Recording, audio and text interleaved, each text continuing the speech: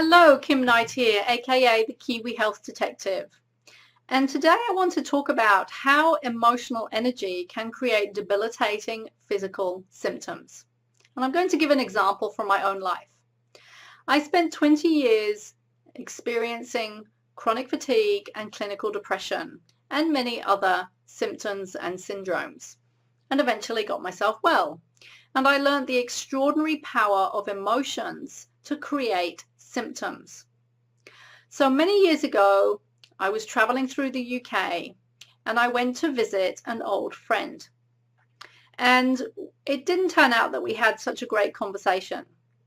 And as I was driving away, I had a 3-hour drive to go and visit another friend. And on that drive, I started to notice that I was getting a pain under my right rib cage in the liver area. And it started very mild, and it just came on more and more stronger over the next few hours. So I left there at about 2 o'clock. I got to my friend's house maybe 5 or 6 o'clock, and by 11 o'clock at night I was in agony, absolute agony. I could hardly breathe, I could hardly move. It was excruciating. Now, if I had not done a huge amount of work on understanding the connection between stress, emotions, and physical symptoms, I would have been down the hospital. I would have gone to the hospital. But I knew that something was going on. And I rang my teacher, who was in America at the time, and I said to him, I have excruciating pain in my liver area, and I just don't know what's going on. And he immediately said to me, so what are you feeling angry about?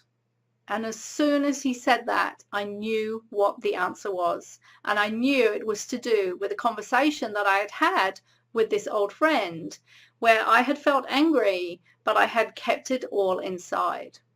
And we know, according to Chinese medicine, that the emotion which affects the liver is anger and frustration, and also the gallbladder, which builds up to resentment.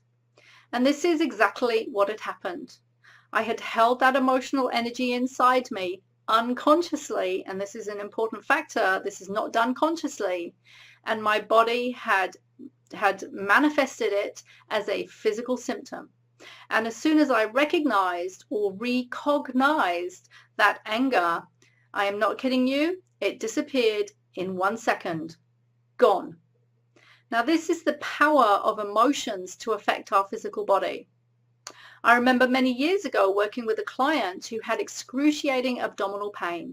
She had spent 3 months in hospital. She had had every test that they could think of to find out what was going on. Why did she have so much physical pain?